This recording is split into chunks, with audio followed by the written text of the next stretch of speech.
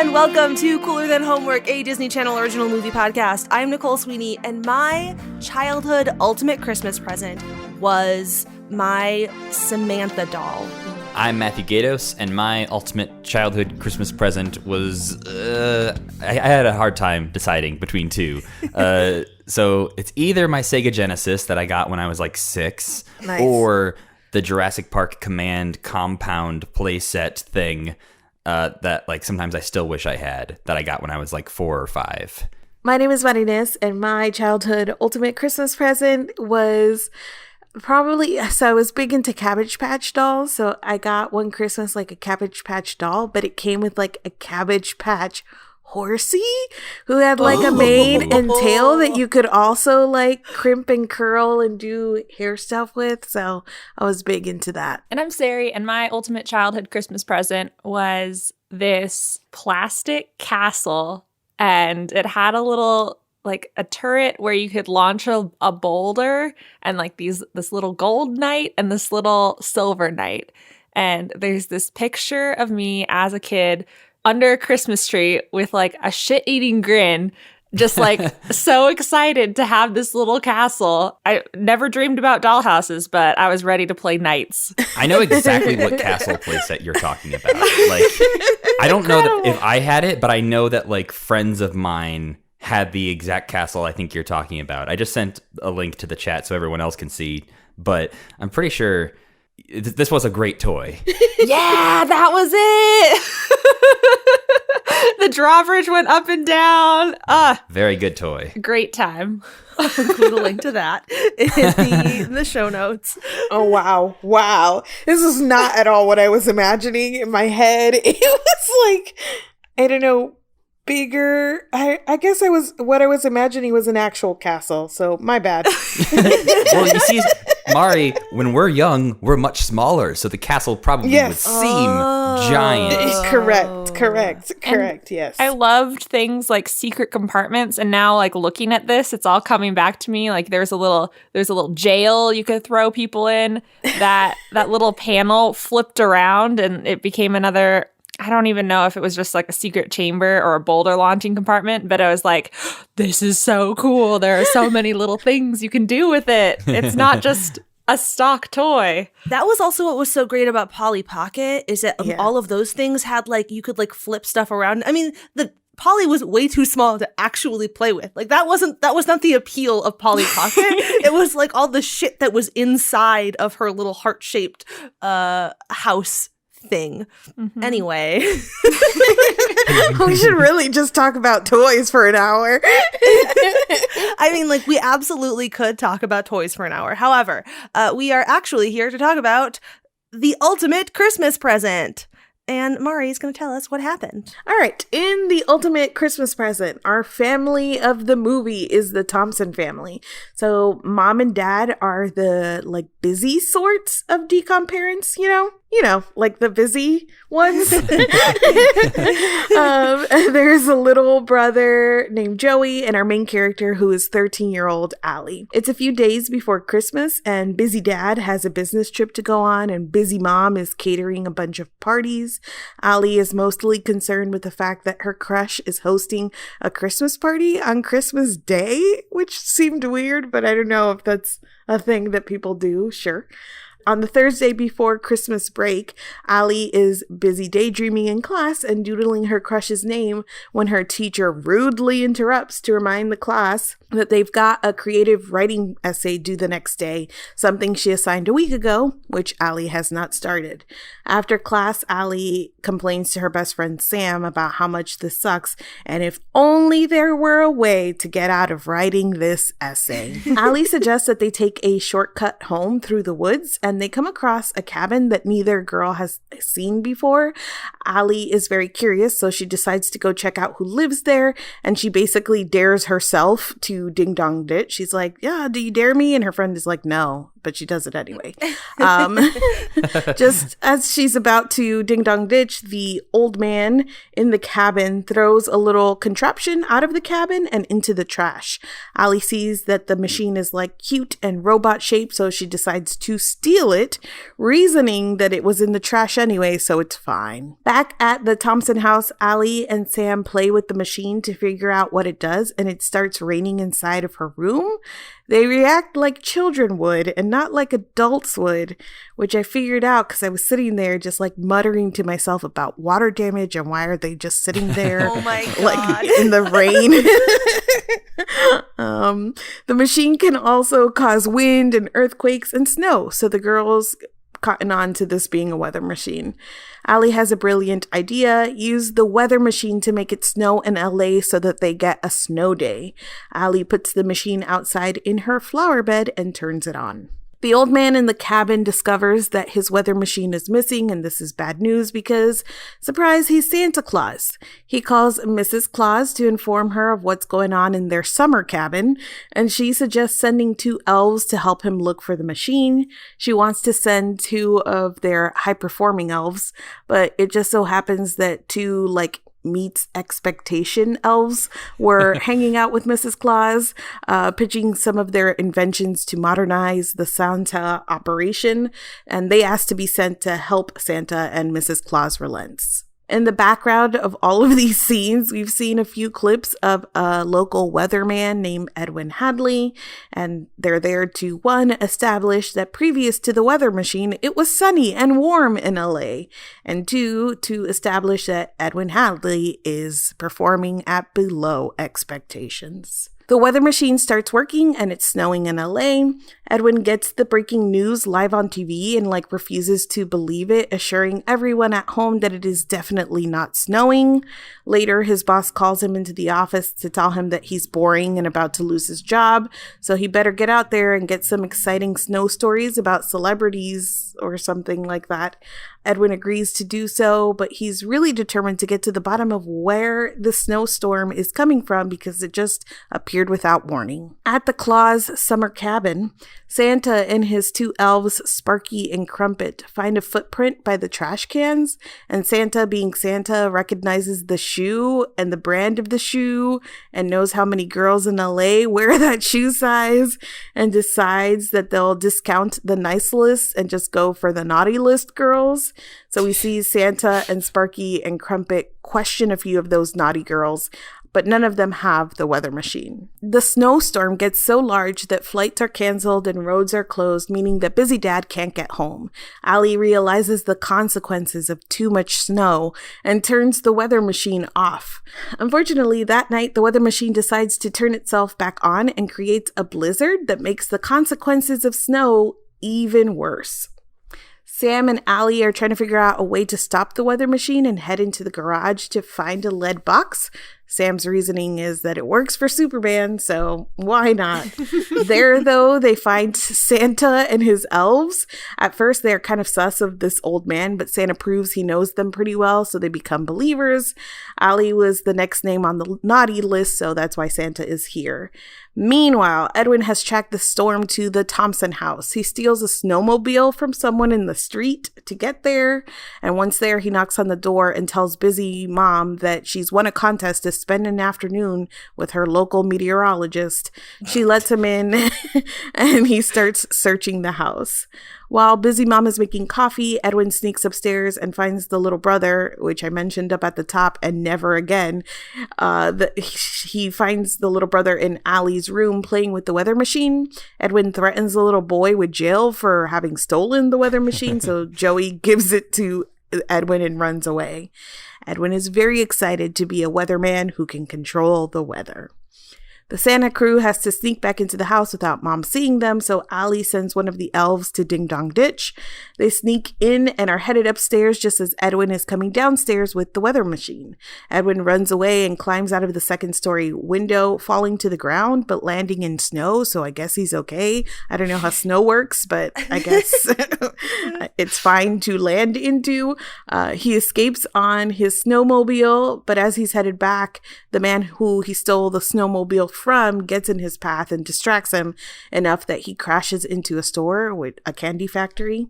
Santa and crew catch up with Edwin, and in the candy factory, after some light shenanigans, they manage to recover the weather machine. Back at the Claus summer cabin, Santa fixes the machine, replaces the batteries in it, and stops the snowstorm.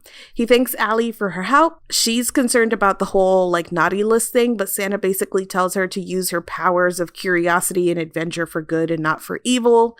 He also tells Edwin that he doesn't have to be naughty and suggests a job where he can share his love of meteorology. Allie asks Santa for one favor, and on Christmas morning, we see that Sparky and Crumpet manage to drive Busy Dad home despite the snow and the closed roads. Allie thanks Santa kind of under her breath at the end of the movie, and we see that Santa and Mrs. Claus are watching them from the North Pole on some sort of creeper TV. And then we end with Edwin teaching meteorology in Antarctica. The end. Well, before we talk about our feelings about all of that, Matt is going to tell us what the cast of this movie is up to now. All right, so small disclaimer, I'm starting with John Sally, who played Crumpet, one of the elves, because I got a little distracted by the research on him, and it took away some of the depth that maybe I would have given the other people. So we're going to start with John Sally, who is a former NBA player. He played for the Pistons and the Bulls and a bunch of other teams. He is still acting in some things, and he was in the first 2 Bad Boys movies. He was in Confessions of a Shopaholic, and in a TV show that I didn't know existed, but was called LA's Finest, which was apparently a TV spin-off show from Bad Boys. And it starred Jessica Alba and Gabrielle Union, and it lasted 1 season. And apparently this existed last year, but I never heard of it. Yeah, no. Now we'll get into sort of why I got distracted by him.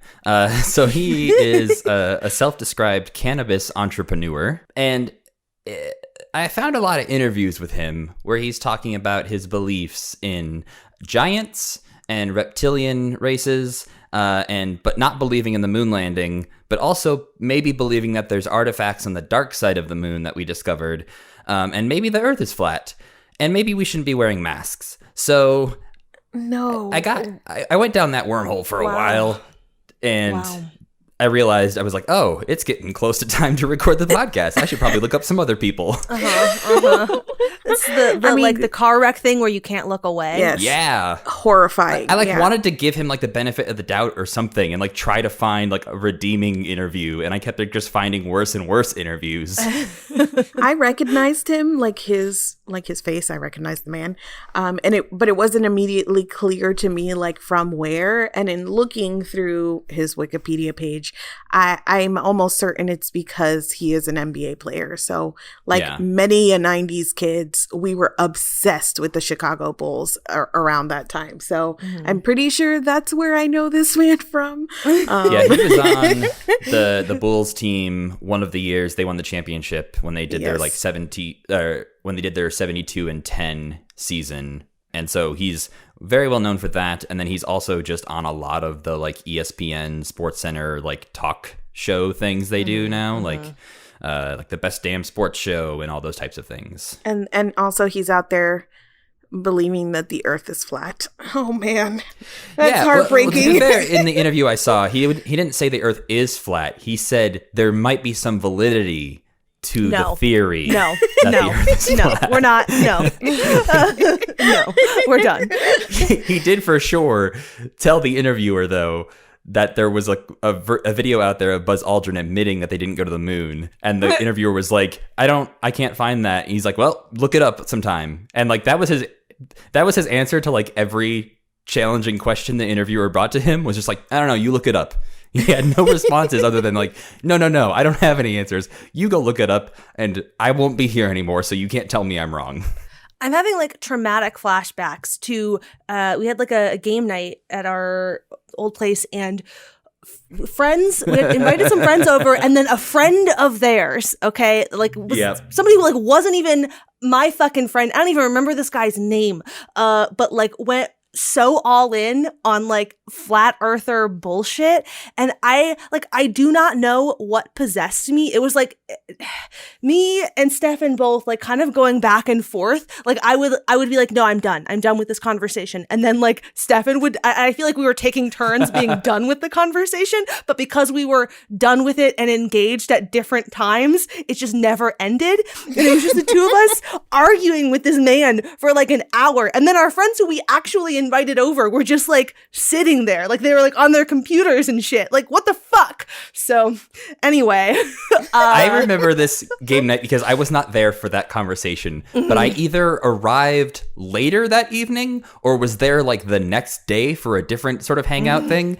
and like it was definitely like a tension in the air that like no one told me that this conversation had happened. No one told me the details of what had happened before I was there. But there was all this like crosstalk side like little thing where I like had to like piece together this mystery of like some shit went down when I was not here. And it's something about conspiracy theories, but I'm not. So it's nice to have this mystery sort of laid out. And I know exactly who you're talking about. So it's nice to have that all pieced together now. Oh, you're just finding out right now. Yeah. Am I the asshole? I potentially soured up my friendship because they inflicted a flat earther on me. Am I the asshole? Anyway. See, this is what happens when you talk about John Sally and you get pulled into his wormhole. Yes. So we will move on from John Sally to the other elf, Sparky, played by Bill Fagerbaki, who we have talked about once before on this podcast. He was in Under Wraps. He played the sort of like boyfriend to the mom and also the mummy in that movie. And I recognize him from when I was a kid. I used to watch Coach because I was a weird kid, apparently. But he played Dauber on that. But most famously, he went on to be the voice of Patrick on SpongeBob. I definitely recognized him from Coach. I don't think I recognized him when we were watching Under Wraps, though, and it was only when you said that I was like, oh yeah, he was in that. But he didn't do much in Under Wraps. Yeah, maybe a smaller part maybe, but like the moment he appeared, I was like, oh yeah, Coach. And yeah, he's just kind of riding that Patrick wave now. Most of the things he's doing are voices of Patrick. Which, to be fair, yeah, if you can have that career, I'm sure he's getting paid lots of money to do that. So good job, man. But he did have a memorable run as Marshall's dad on How I Met Your Mother for a while. But yeah, that's Patrick. Next, we have Peter Scolari, who plays Edwin Hadley, the weatherman in this. People might recognize him as Tom Hanks's co-star in Bosom Buddies, a show that I am certain does not hold up, even though I have never seen an episode ever. But just the premise alone, I can guarantee it doesn't hold up. What's the premise? The premise is two guys in the 80s. I believe it's some sort of like... I might get this wrong, but this is the gist, is that like a company is not hiring men. They're trying to hire more women. So these two guys dress as women to get jobs. And then the conceit of the show is that they are trying to convince people they are women for like all 8 seasons or whatever. Oh, dear. Stop. Yes. Oh, yes. dear. Yeah. So again, have not seen the show, and I know it was like a romp in the 80s of like, look at these two men pretending to be women in the workplace kind of thing. Goodness. But oh boy, I can't imagine that holds up well to 2021 eyes. Yep, confident that's going to be a pass. I feel like that's one of those things that like Gen Z is going to discover Bosom Buddies at some point and start to cancel Tom Hanks. Oh no. Not America's dad. But Peter Scolari is still acting. He went on to be in a bunch of things. Of course, I recognized him from being in one episode of The West Wing, but he's also been on Girls and a bunch of other things. I also recognized him, and my head went to Honey, I Shrunk the Kids, but apparently he only was in the TV adaptation of Honey, I Shrunk the Kids, which I've never watched. So I don't... Weird. I don't know if like he just looks enough like Rick Moranis that I thought he was Rick Moranis. I feel like at the end when they're showing all the potential weathermen, those were all like people who didn't get cast in roles that Rick Moranis got. It's a group of guys with a secret Rick Moranis vendetta. Yeah. They went to the Rick Moranis impersonation show and then were like, oh, you can get one scene, we'll pay you like $50. Oh, you already own 12 bow ties? Perfect. You're perfect for this role. Next up, we have John B. Lowe, who plays Santa Claus in this movie. He's a Canadian actor who's still acting and teaching acting and being in a bunch of things. The fun fact about him is that in the last 10 years, he has been in Let's Meet Again on Christmas Eve, A Christmas Mission, Christmas at the Plaza, Radio Christmas, Two Turtle Doves, Christmas Connection, Snowed In Christmas, A Dream of Christmas, Silent Night, Lucky Christmas, and The Christmas Heart. Incredible. Is he always Santa? So that's the thing. He's not outright playing any characters named Santa in any of those. So I don't know if he's continued this trend. But he still looks very Santa-like in real life. And so I'm assuming in at least a handful of those, there is like a twist of like, do you think that was really Santa? Because in one of them, he plays a man named like Chris Winter or something like that. Yeah, and I'm like, that's Santa. probably Santa. That's Santa. Yeah. That's Santa, yeah. This is like the equivalent of like that one guy being only Patrick. Like, you find your niche and you just do your thing. So good for you, John B. Lowe. Yeah, I'm sure like once my beard starts turning white, I could just be a Santa for my like older years. Right, yeah, like retirement plan, like partial retirement. You become like a mole Santa for a little bit. Yeah, why not? There's many good reasons probably why not, but yeah, I mean, yeah. Right at this moment, I don't know of any, so go for it. Next, we have Spencer Breslin, who plays Joey Thompson, the little boy, the little brother in this movie. This kid was everywhere in the early to mid 2000s. He was in The Kid with Bruce Willis. He was in Meet the Parents, The Santa Claus 2, The Cat in the Hat, The Shaggy Dog, The Santa Claus 3. Like, he was just everywhere. I feel like he's one of those kids who you just like his face and the early to mid 2000s just go together in my head. Unfortunately, not mine. He was just a generic kid to me. He was like, well, wow. There's a boy. Man, the idea of looking at Spencer Breslin and saying like, there's a generic kid is not something my brain can even compute. Ceri, do you know Abigail Breslin, his sister? She's in Zombieland and Little Miss Sunshine and a bunch of other things. Yes, I didn't know. I do recognize her face vaguely in my brain. It's round. You're not wrong. But yes, they are brother and sister. Yeah, I had no idea she had a brother. That's how deeply I've looked into Abigail Breslin. I do recognize her across movies, but no clue that there was this other boy in her life and in the movies. He is still acting occasionally. It doesn't seem like he's doing a lot of acting roles, but he is also bartending in New York, which it seems like he's having a good, fun life. His Instagram looks like, average dude having fun in New York Instagram. But I do feel bad for him because most of the comments on a lot of his, like, just hanging out with friends Instagrams are things like, and this is a direct quote, "Did you watch the first Santa Claus to prepare for your role in the second one?" Oh my God. Oh my God. And I'm like, I don't know that he wants to engage with that. And like, I was like scrolling through his Instagram and so many of the comments were like, "You were in the Santa Claus." And it's just like, yeah, is that's it. That's just the whole comment. I mean, that has to be, and being a bartender, that has to be like so much of his experience. Oh, yeah. Bartending as well. Just drunkenly someone at the bar just be like, "Wait a minute. Were you in the Santa Claus too?" Man, this is gonna sound crazy, but you look just like that guy. Do you have a round-faced sister? Next up, we have Hallie Todd, who plays Michelle Thompson, the mom in this movie. Busy mom, as Mari referred to her. She went on to play Joe McGuire, Lizzie McGuire's mom, in the series and the movie and the series that didn't end up happening at Disney+. Sylvia recognized her. She's Lizzie McGuire's mom. That's who she is. That was, we were watching it, and the first thing, she popped up on the screen, and Devin was just like, "Lizzie McGuire's mom." She recently wrote a screenplay for a movie called The Last Champion that she also acts in, and she hasn't acted a ton besides Lizzie McGuire in the last 10, 20 years, but she is still out there doing it. And just a fun fact that I found out about her, her mom was Anne Morgan Gilbert, who played Yetta on The Nanny, Fran's grandmother. So if you watched The Nanny growing up, that's just a weird little connection. Yeah. Next is Brenda Song, who plays Samantha Elizabeth Kwan in this, or Sam. She's Brenda Song. So, I mean, you've seen her places. Ceri?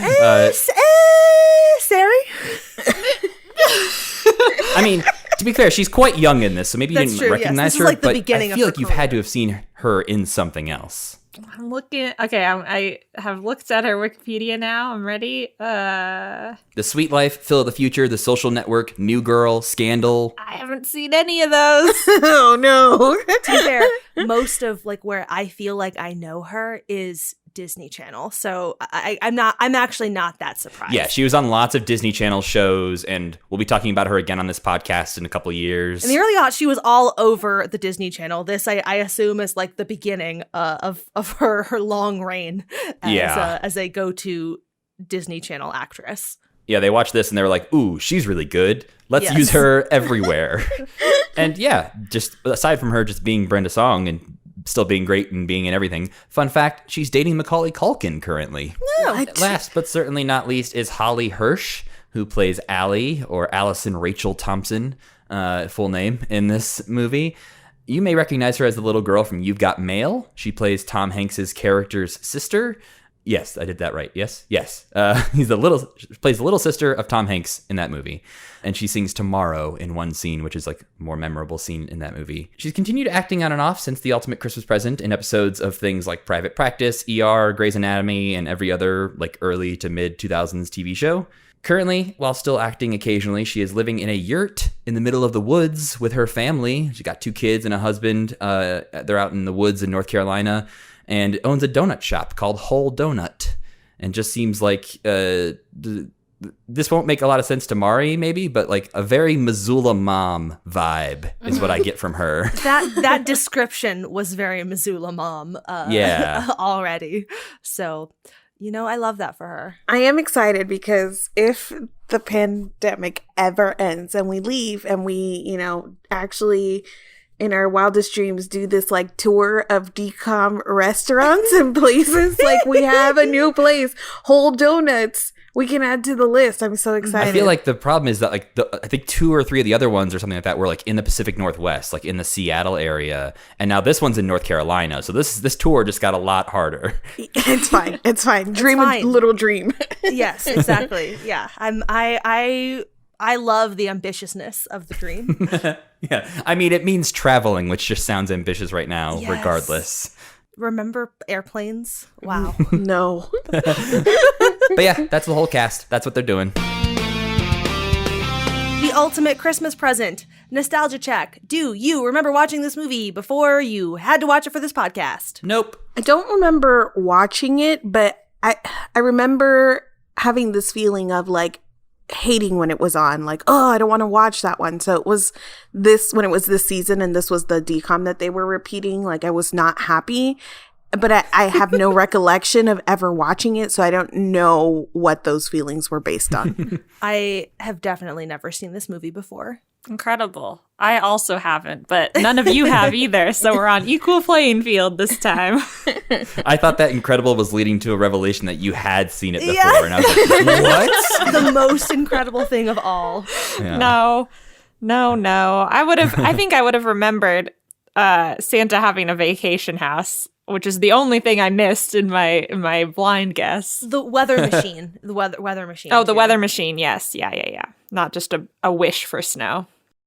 Otherwise, though, really incredible stuff. Thank you. Yeah, for such a vague title, like, you did really well. Yes. Anyway, I'm getting ahead of myself because our next question is, did you like it? Yes? I think. All right, Matt, go for it. Tell us why you liked it. So I think this is largely based on the fact of like Phantom of the Megaplex was the last film that we watched, and that film stressed me out. And so when I was thinking about like just comparing it to recency bias of like, did I like this more than Phantom of the Megaplex? I thought yes, because it didn't stress me out, and I kind of enjoyed parts of it. But there's a lot about it that also like, it didn't make me mad at any point. It didn't make me bored. It didn't like upset me in any way. But there was parts where I just felt like things were missing, or they didn't go far enough, or they did really cliche things that kind of bugged me, but they didn't bug me enough to make me dislike it. So that's why I think it just kind of like middled at the end of it. But it was like, didn't have as much heart as something like higher up on my like likes list. And then there was like little parts where I thought the movie was going to like have a plot twist or go a little deeper on something, and it just didn't. So it felt like there was like chunks of the script that were originally there that were maybe cut out. Like there's this whole thing set up about these two elves maybe being sort of conniving and wanting to like modernize the North Pole in a way that doesn't really go anywhere. And then I thought for sure Edwin was going to end up being like an evil elf or like a Jack Frost or something like that kind of character, because this man immediately was like, well, clearly somebody created this storm, and then like finds a weather machine and has no reaction or surprise to it. And so I was like, oh, okay, we're going to find out that Santa and him are like rivals, or like he's an ex-elf that was fired or something. Some reason why he's like so down to buy into magic, basically. Right. Yeah, exactly. Right. And like, that's a lot of like, obviously I was expecting that. The movie did not really set that up, but I was just like, that would make sense if it went there now, as opposed to, yes, he's just a weird, wacky weatherman who doesn't question that this is a thing that people can do. Yeah, you expecting this to make sense, that's on you. That one's really on you. Yes, exactly. Yes. I was like, oh yeah, if I was writing this, I would obviously make him be an ex-elf or something. Make it make sense is what you would obviously do. Yeah. But that's, again, like I think it's sort of that thing of like, I didn't have any huge problems with it outside of those couple of weird story beats. I think it's weird that so many DCOMs, I've noticed this now, of like they end with like a large warehouse / factory scene. Like so many of these, like when they need like a spot for the climax to be, they're like, put him in a warehouse or a factory. Like up and away, the other me. Like so many of these things end up in like generic warehouse. This one is a candy factory for some reason. But I just like started to notice that trend of like, I wonder if they just don't know how to end these movies sometimes, and they're just like, I don't know, have them end up at a factory. It's also, hearing you say that, I wonder if it's also a thing of like kids in America don't know shit about the inside of a factory. So like you can kind of do whatever plot wise and it's fine. It's fine. I did like that you can like, obviously this factory looked very fake. And like no one was operating anything in there. But at one point they're walking around, sneaking around, trying to track footprints. And there's just a stack of boxes that is like one single box stacked on another box, stacked on another box, like 8 boxes high. It's the least like safe stack of boxes I've ever seen, that if you bump into it, it's gonna fall over. And it was like literally just put in the middle of the floor so that they had to walk around it in an interesting way. But it's like not near anything else. It's just like a stack of 8 boxes, single file on top of each other. Matt, your real life warehouse experience is showing, because I did not notice that at all. I think it's one of those things, like if you went back, like, yes, I don't think noticing it in the moment is something that everyone's going to do. But if you went back and looked at the frame, it looks very odd that there's just a stack of single boxes stacked on top of each other in the middle of the floor. But yes, my warehouse experience. Maybe, I mean, to be clear, you're also a former warehouse manager. So I'd like just, that's also a factor here. Yeah, no human would stack boxes this way. Not on your watch. Yeah. So I mentioned that I remembered like not liking it or having some sort of aversion to it. So my theory after watching it now is that I did at least watch this one time as a child and I didn't like it. And I think I didn't like it. And I realize how this is going to sound as an adult. But I am speaking for young Mari, who would have watched this and thought, those children are little shits. They're annoying as hell. Like that, I think, is like the main reason that this is like quality wise a normal decom, like a middling decom. There wasn't anything here that was like glaringly bad to me. Mm-hmm. But on my list, it is at the bottom of the middle ones because my enjoyment wasn't there. And it was because I felt like the little brother and the sister, Ali, they were just kind of annoying. I wasn't rooting for them at all. Like I was just kind of like, be quiet.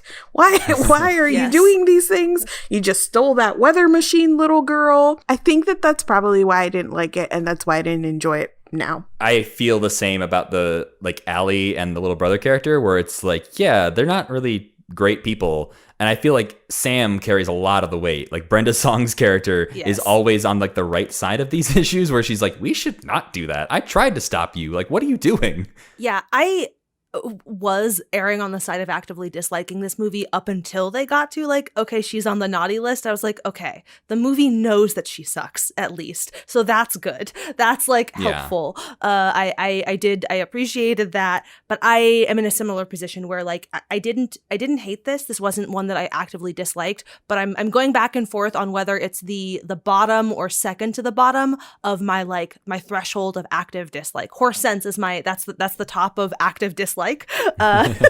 Like from there down, it's active dislike. But I don't know if this or Ready to Run is the worst of the like solid middling movies for me. There were a couple like little things that I enjoyed, but like I think, you know, I enjoyed the Santa character.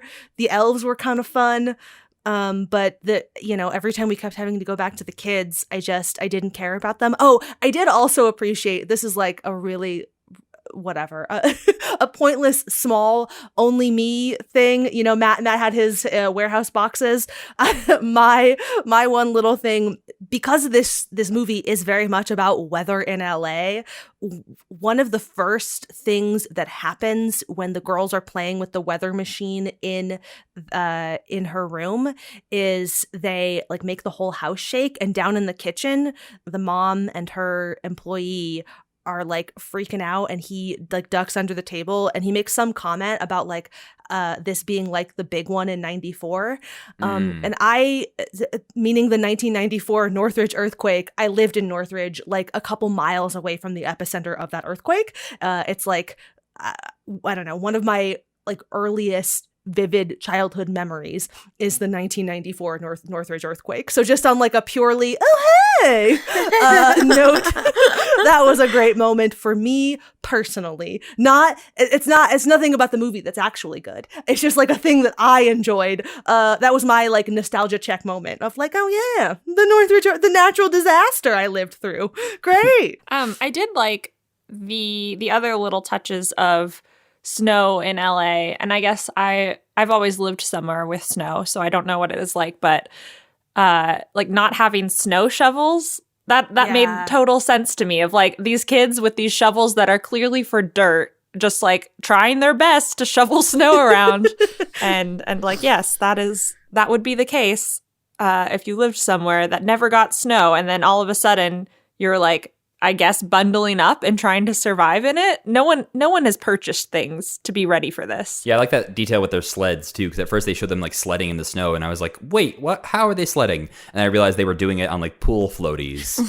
Despite that strong positive start to my feedback, I also kept just dragging it through the list, and it ended up fourth from last, and I don't know exactly how. I think I was also, as an adult and also would have been as a child, like viscerally uncomfortable with the main character, because I was the Sam of these things. I remember, I think I talked about on another podcast how I got in trouble because another, like one of my friends in my apartment complex when I lived in Indiana dared me to cross the street, and then I got in trouble for it. And I was always the cautious one, being like, no, don't do that. No, wait.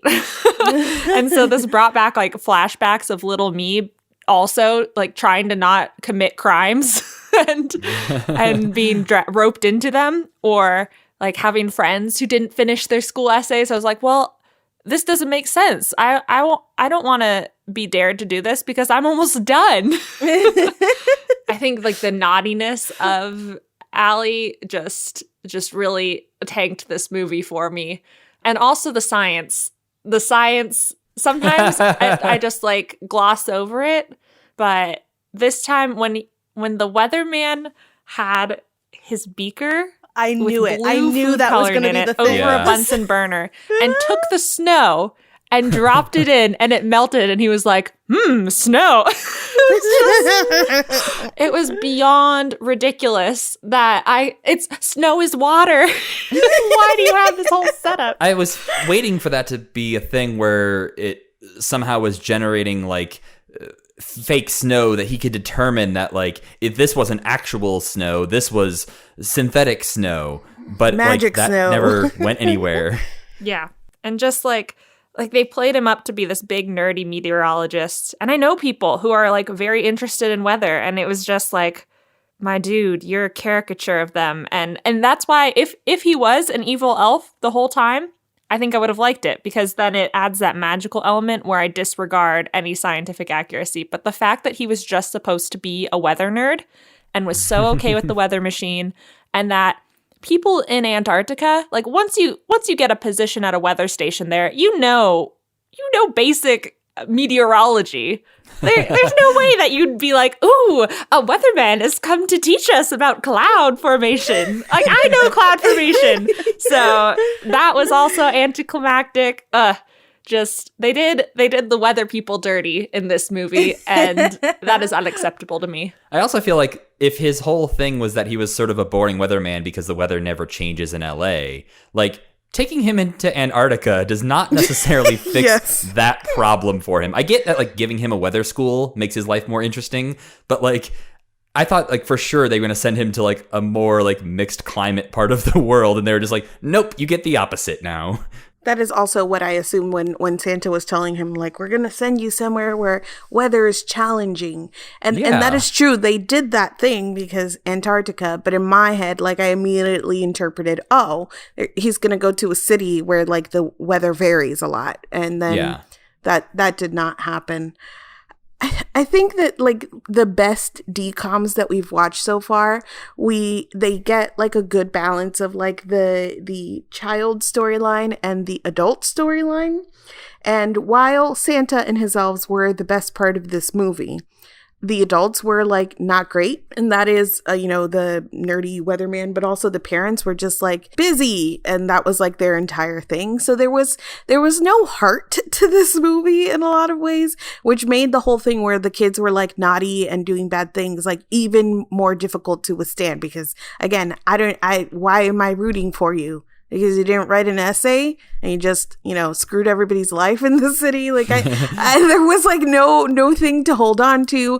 I didn't especially care for the parents. There was, like, no chemistry between the brother and the sister. So it was just, like, I was watching, like, these empty characters. And then the storyline didn't really have stakes either. That's, like, a really serious analysis of this movie. But I was determined to pinpoint why I remembered hating this so much. No, but I think you're spot on, because I think that's the same thing I was feeling when the kids start getting really sad about dad not making it home for Christmas Day. And that's, like, the big emotional hit point in this movie, or at least it's supposed to be. And I didn't feel anything because I was like, okay, these kids do like their dad. I couldn't tell if they liked their parents or not, or if they wanted them home or not. Like, suddenly it was, like, a huge deal to everyone that dad wasn't going to be home for Christmas. And I know, like, on a base level, it sucks if your parents can't make it home for Christmas. But, like, this felt like it was, like, earth-shattering. And I did not get that vibe from anyone before this moment that they really liked their dad all that much. They seemed to be a little annoyed by him and his busyness and his internet.com boom business, whatever he was doing. Coming up with new website names, I guess. Speaking of which, if everyone could go to bonesforbowser.com. Oh, Matt, you're so good at remembering to do this. Incredible. Oh my God, Matt, this is my favorite thing in the whole world. You're the software engineer of our podcast. Oh my God, I'm so delighted. It's like Christmas in February for real. So yeah, for those listening, for at least the next year, we'll see if I still think it's funny in a year and want to redo this. If you go to bonesforbowser.com, which is one of the websites the dad mentions in the movie, it'll take you to the page for this podcast, so you can listen to episodes of this podcast. Amazing. So Amazing. for, like, the two people who will watch The Ultimate Christmas Present on Disney Plus this year and go, I wonder if that's a real website, it is now. Amazing. Incredible. I am delighted. I just, like, want to know if anyone finds us. If you find us this way, please tweet at us, leave a comment on the blog post. Anything. We must know. Come find me and knock on my door. I won't even be mad. I will be happy. And this episode's group discussion topic is Santa. That's all my notes say is Santa. So I don't have a question. Santa, question mark? Yes. Pro Santa. I can on the pro Santa note, I can start because I don't know how much of this is real versus like. Oh no, Ceri, I have bad news. I don't know how much of Santa is real. But didn't really go to a farm upstate, Ceri. Yeah. Weirdly enough, John Sally does believe in Santa. Weird. But I have memories of doing the classic Santa traditions, at least in white people households, where you like leave cookies out, you leave a glass of milk out, and we left carrots out for the reindeer on Christmas Eve so that overnight Santa would come, Santa being my dad, and he would do a really good job. He would like eat the cookies a little bit and like leave one half eaten. He would drink the milk or pour it out, probably pour it out because he would do Santa duties in early morning and leave a note that didn't look like his handwriting. It was like loopier and he would draw a little Santa at the bottom. So very elaborate. Oh my God, that's so cute. Everything you say about your dad on this podcast, Yes. Ceri, he sounds cool as hell. Best Like, I've heard you on dad. other podcasts, too, talk about your dad's love of Pokemon and all this other stuff, and I'm just like, your dad sounds like I could be friends with him.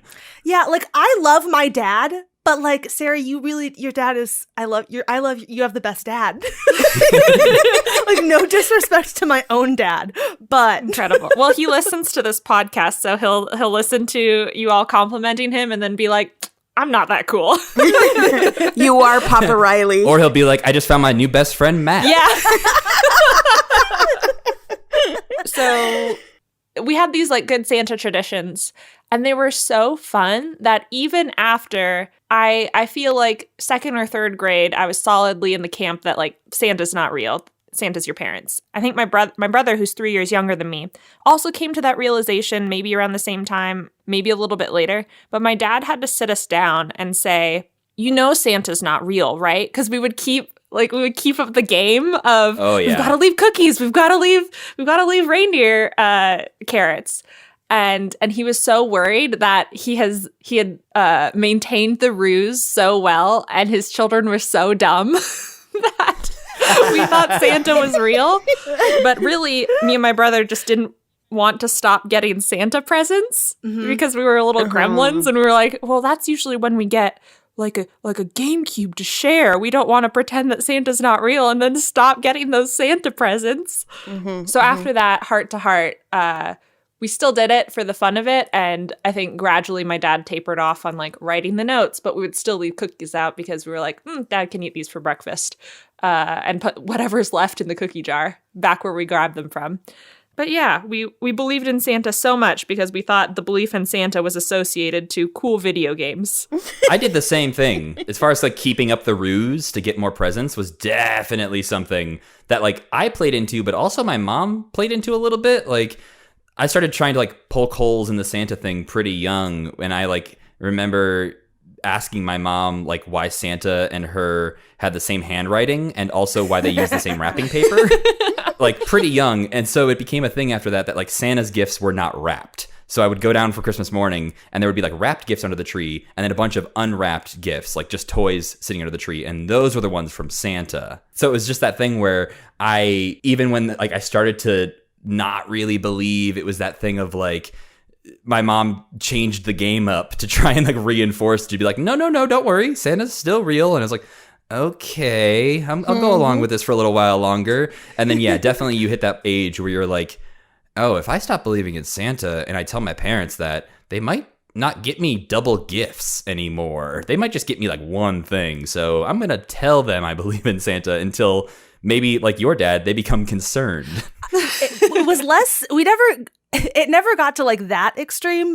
But the thing about my family is, first of all, my parents are like my mom. My mom is extremely extra about holidays. I come by that earnestly. Like that is a family trait.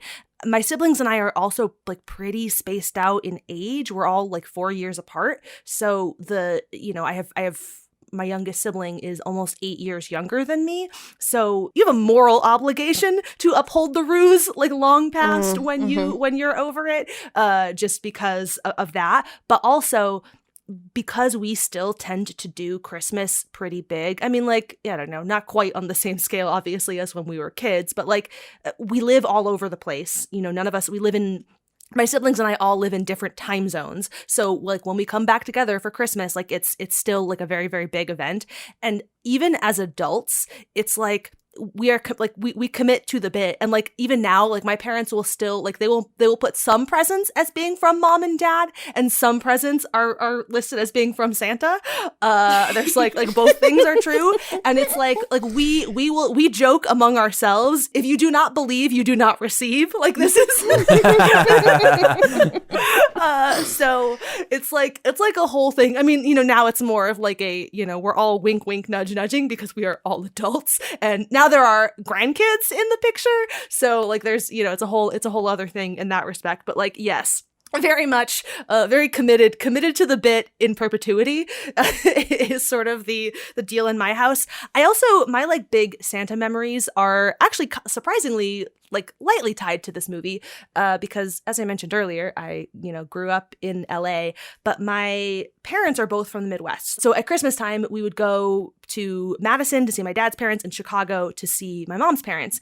And I have very strong memories of like Christmas time is when we go to snow, like we get on a plane and we fly to Chicago and there will be snow there. Also, my grandparents live downtown, and like the building that they lived in when I was fairly young was like connected to a lot of the like underground like shops and stuff like that. So I specifically remember being so excited to go basically see like basement Santa, like, but like fancy basement Santa, to be clear, because this is like very, very much like downtown, a giant ass Christmas tree. But it was always so exciting to me to I don't know, like the idea that there was like a whole network of like shit you could do underground. Again, because I lived in a place with earthquakes and also not snow. So like everything about this was like novel and exciting to me. But that was always my big Santa excitement as a child, was we would see Santa when we went to Chicago, and we would see the snow, and also we would see Santa in the basements of Chicago. I'm so glad we led with all of that Santa excitement. So I have a feeling it feels like I've told this story on the podcast before, but I'm probably just remembering telling this story elsewhere because it is so foundational to me.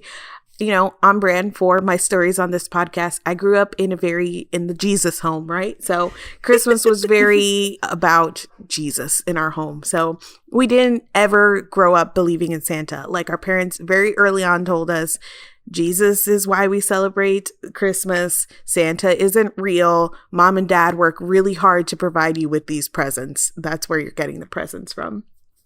And it was never like a thing. Every time I say that to people, they're like, aw, but it was never like a thing to us because that's just how we grew up. So we didn't feel the lack. We still celebrated Christmas like all out. So it was fine.